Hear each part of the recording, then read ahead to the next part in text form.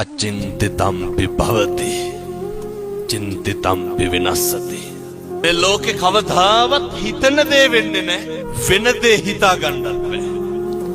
මේ එකක්වත් අපිට ඕන විදිහට වෙන්නේ නැහැ.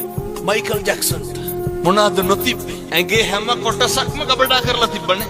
දක්ෂ පක්ෂකම් කියන වෛද්‍යවරු 24 පැය සූදානම්ෙන් හිටියා. මැරුණේ නැත්. අපි ගැන කවර කතාද? මොන අම්මද මොන තාත්තද දරුවෝ ගැන බලාපොරොත්තු තියාගන්න නැත්තේ. ඒ හින්දා මම මේවා ඉතින් මෙහෙම කිව්වට තේරෙන්නේ නැහැ. අර අගට යන්න ඕනේ. වයසට ගියපුවාම තමයි තේරෙන්නේ සල්ලි තිබ්බට මේකේ ඇති අර්ථයක් නැහැ කියලා.